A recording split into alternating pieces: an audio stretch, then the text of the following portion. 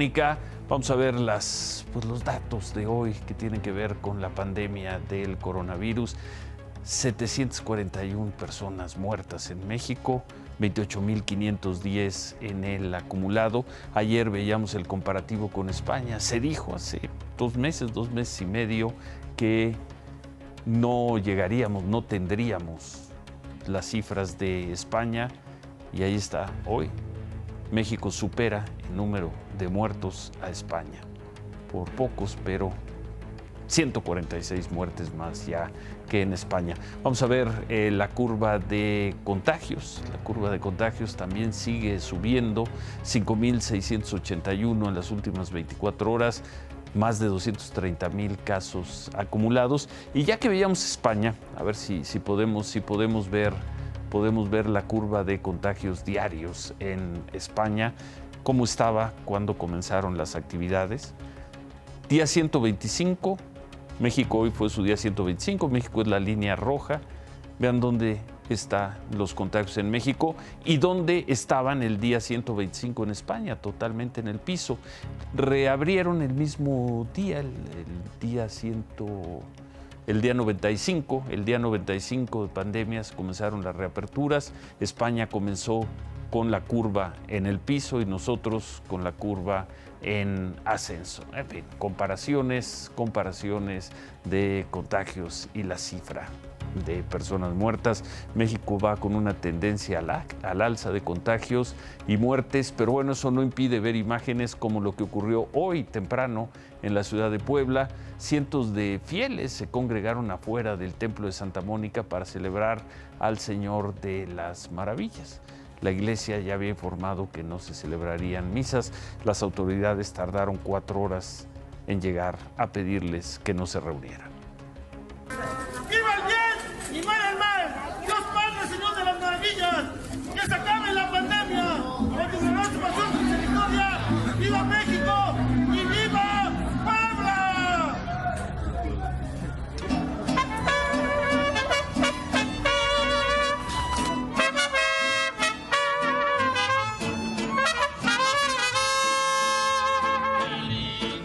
Vivos más que nada, ¿no? De tanta enfermedad estamos vivos. Y no importa la contingencia sanitaria para venir. No, porque la fe mueve montañas.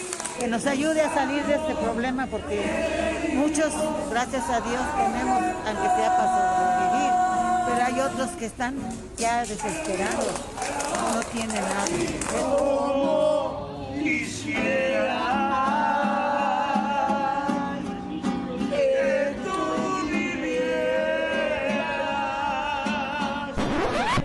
De la manera más respetuosa, señores, por favor, a sus casas, por favor.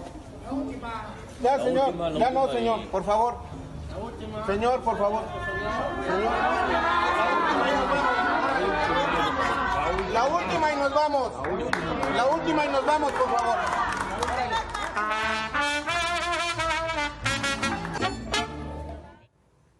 Bueno, quizá a eso se refiere el presidente López Obrador cuando insiste que no se aplicó la fuerza para pedirle a la gente que respetara las normas, respetara los criterios para evitar los contagios. Llega la autoridad, negocia ahí con los mariachis que estaban tocando y les dice una última y se van de este templo. Se tardaron 4 horas en llegar. Esto en la ciudad de Puebla hoy. Esta es la semana de reaperturas en la Ciudad de México. Vamos a ver a los restaurantes. Hoy abrieron los restaurantes después de casi 3 meses cerrados.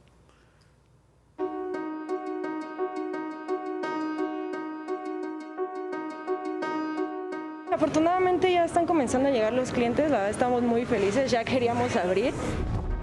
Con el semáforo en naranja, la Ciudad de México se dio un nuevo respiro. Amigos que no se veían en meses se sentaron a la mesa, hubo oportunidad de abrir una cerveza en miércoles y tiempo para sacarse la foto del recuerdo.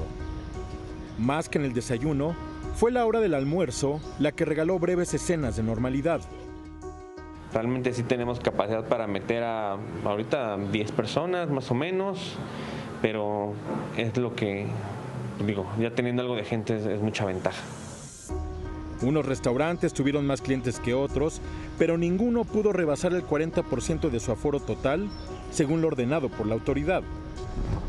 Otras medidas obligatorias son el consabido tapete sanitizante a la entrada, la distancia entre mesas y el uso de cubrebocas, la nueva etiqueta social.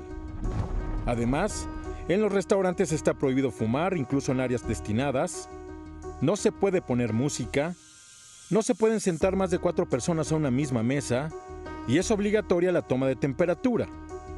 Nadie con más de 37 grados y medio podrá entrar al lugar. Pero después de un encierro que sumó más de 90 días, una sopa fuera de casa bien vale la pena. Más que miedo me da alegría. Sé que hay que seguir tomando medidas, pero me da gusto que puedan regresar a sus actividades. Pero el disfrute de los comensales aún no puede ser compartido por los empresarios. La pandemia en el sector también cobró sus víctimas y la normalidad aún está lejos. Según la Cámara Nacional de la Industria de Restaurantes y Alimentos Condimentados, el 15% de todos los restaurantes del país cerraron sus puertas. Alrededor de 90,000 establecimientos que ya no prendieron sus estufas y la cifra no es definitiva. Afortunadamente tuve 3, 4, 5 mesas por ser primer día que abrí. Y esperemos en Dios que baje la curva en lugar de subir y pues que Dios nos bendiga a todos, ¿no? Y igual a mí y a todos mis compañeros restauranteros. Bueno, pues quien esperaba que la gente se desbordara hoy a los restaurantes, pues por supuesto que eso no ocurrió. De cualquier forma, el acceso estaba controlado en la mayor parte de ellos a un 30% de su aforo, pero muy pocas personas se vieron hoy en los restaurantes. Bueno, y aunque los mercados sobre ruedas y tianguis están autorizados a reabrir a partir de mañana, hoy vamos a ver estas imágenes de Humberto Padget. Esto es lo que encontró ya en la zona de Tepito, también en la Ciudad de México.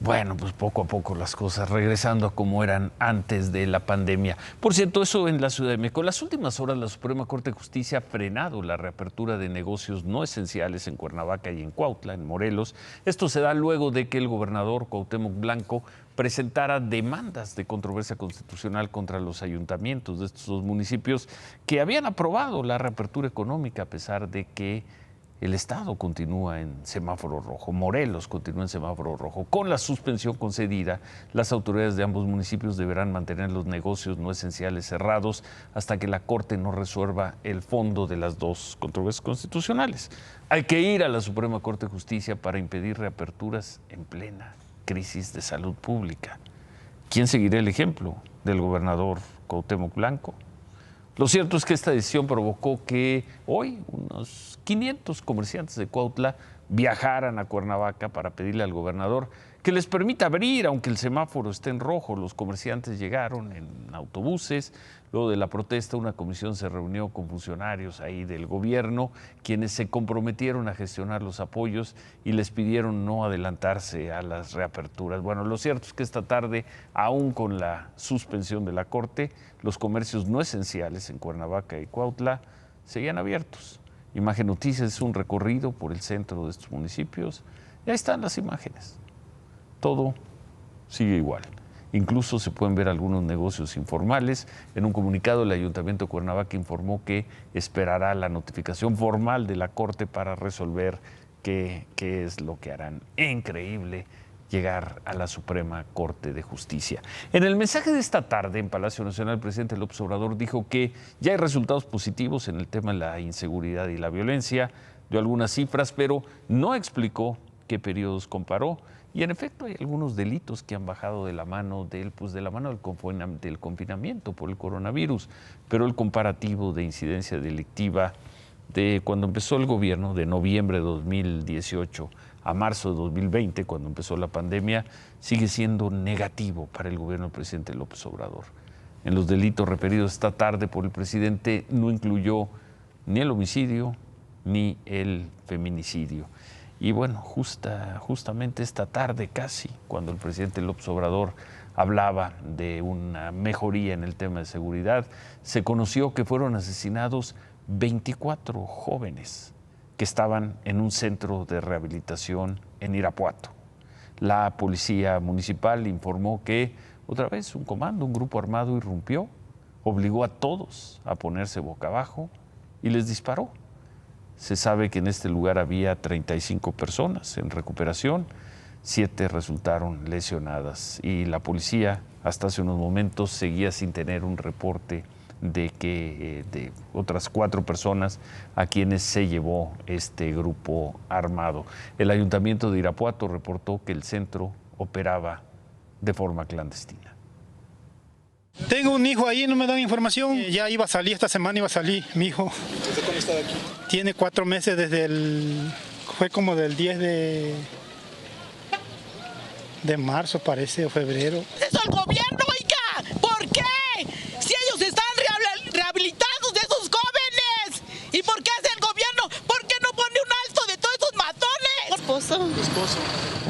¿Desde cuándo estaba ahí? Ya iba a salir, ya este domingo salía, ya va a cumplir 4 meses. ¿Qué es esto?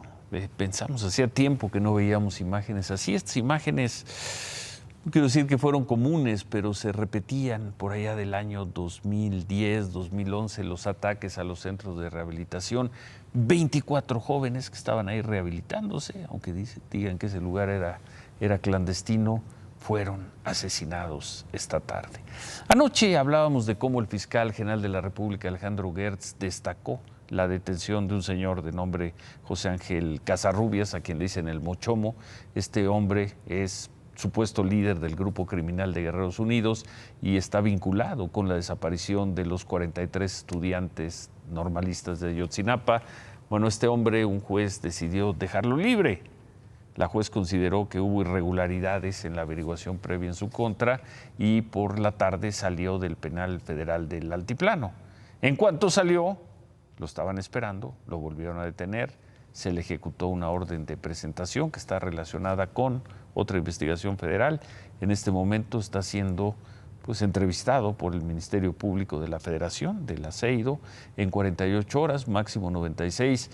Veremos si se le solicita a un juez una nueva orden de aprehensión y por qué delitos. Suponemos que así será. ¿Qué pasó en este caso? Que cuando la juez federal revisó los motivos de la detención, que ocurrió hace 8 días, encontró que la acusación que le hacía la Fiscalía por delincuencia organizada no estaba sustentada. A el Mochomo, como le dicen, le habían girado una orden de aprehensión en 2014 por otros delitos que no tenían que ver con los hechos de Iguala y Ayotzinapa. Ahora, el señor José Ángel Casarrubias queda en calidad de presentado y quizá mañana o el fin de semana sabremos cuál es su destino. Esta tarde el presidente López Obrador ofreció un mensaje para celebrar los 2 años de su triunfo electoral. Tan cerca de la Plaza de la Constitución, donde hace un año festejó el primer aniversario de la victoria, pero tan lejos de poder disfrutarla como entonces. Porque hoy, en el segundo año de aquel domingo de 2018, la plancha del Zócalo fue sustituida por una reliquia de museo, el recinto parlamentario de Palacio Nacional. Gracias por seguir confiando en mí. Acompañado de su esposa e integrantes del gabinete, con la obligada ausencia del secretario de Hacienda, Arturo Herrera, positivo de COVID, y del secretario de Educación, Esteban Moctezuma, quien teme haberse contagiado, y sin la algarabía del mitin que tanto disfruta, el presidente López Obrador celebró su triunfo en las urnas, asumiéndose como el más maltratado. Nunca, en más de un siglo, se había insultado tanto a un presidente de la República Optimista porque el alza de las remesas le confirma que lo peor ya pasó. El presidente dijo lamentar las muertes de la pandemia para la que aseguró ningún país estaba preparado. Insistente en que debe vigilar las elecciones ante el riesgo de un fraude, esta vez ofreció que habrá respeto para el INE y el Tribunal Electoral. Nada nos va a detener en el propósito fundamental de transformar a México, pero de manera rápida y profunda. El apoyo de ustedes ha sido fundamental, tanto para la victoria como para gobernar, enfrentando a la reacción conservadora. En el novedoso escenario quedó pendiente el uso de una silla, inexplicablemente colocada para un presidente que todos los días ofrece conferencias de más de 2 horas, cuando esta solo duró 45 minutos. Como pendientes quedaron los abrazos y los besos que en marzo López Obrador prometió que muy pronto volvería a repartir en las plazas llenas. No dejemos de recordar lo que decía Lope de Vega: en empresa de tanta gloria, solo intentarlo es victoria. ¡Viva México! ¡Viva México! ¡Viva México!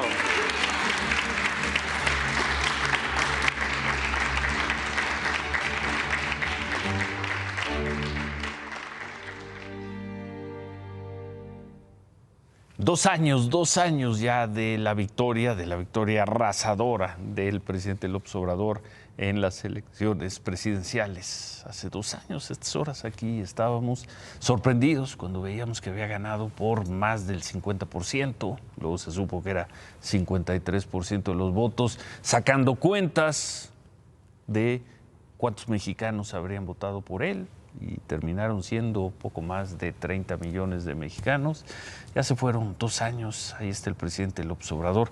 Vamos a regresar a este tema al final del programa. Por cierto, ahí en el salón de Palacio Nacional, donde dio el mensaje, estaba una parte de su gabinete. Se vio que solo 2 secretarios traían cubrebocas. Uno, el canciller Marcelo Ebrard, quien se lo puso, ahí está Marcelo Ebrard, y luego se lo quitó. Cuando llegó el presidente, se lo quitó.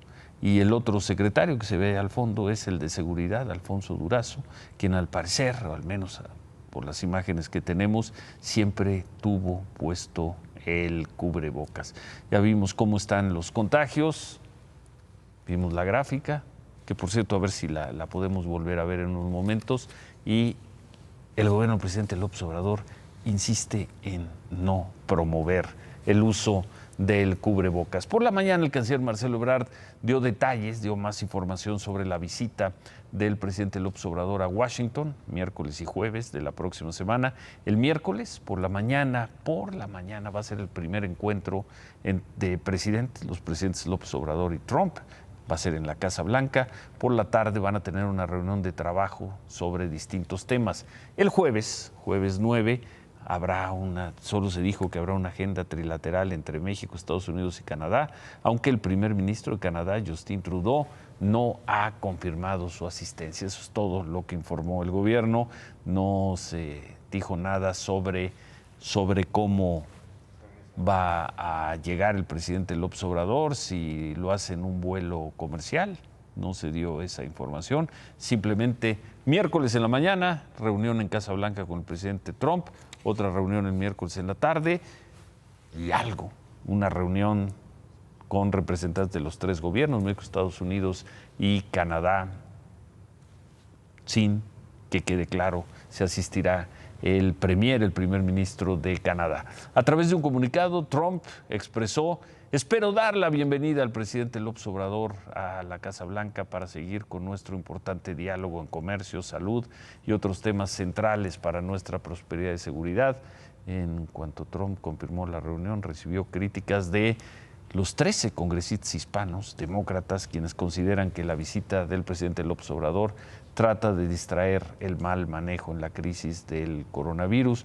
Los 2 gobiernos aseguran que la visita es para marcar la entrada en vigor del nuevo tratado comercial.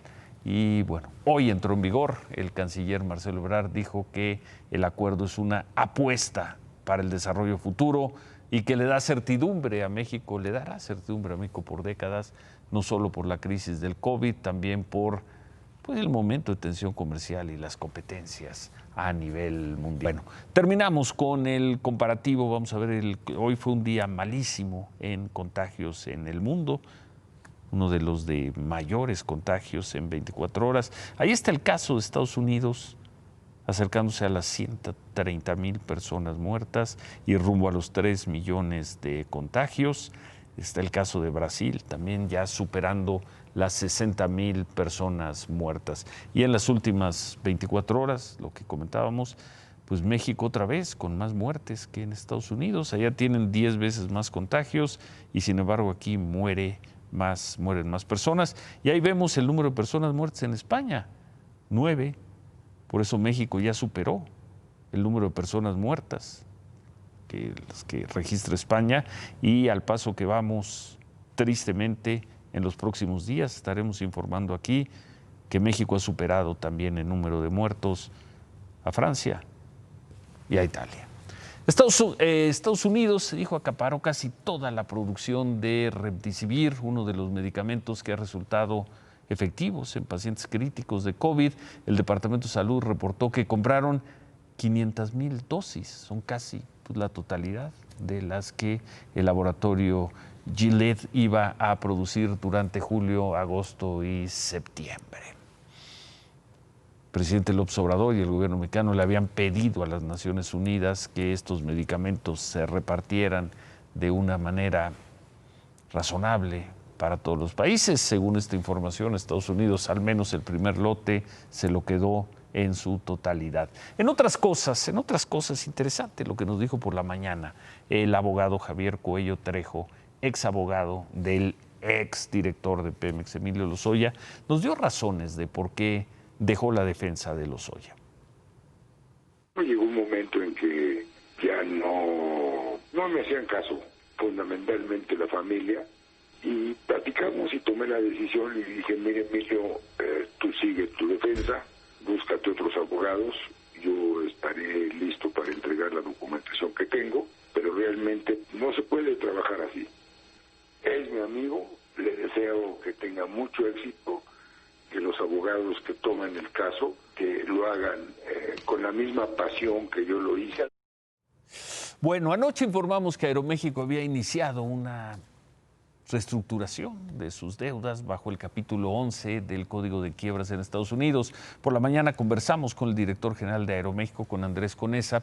Nos dijo que la deuda de la compañía es de cerca de $5,000 millones. La empresa acumula deudas con al menos 30 de sus principales acreedores, entre ellos los aeropuertos de la Ciudad de México, de Guadalajara, de Monterrey, deudas también considerables con la Asociación Sindical de Pilotos Aviadores. El señor Conesa nos aseguró que a pesar de estos problemas no contemplan que Aeroméxico se vaya a la quiebra, aunque plantea un panorama complicado, difícil.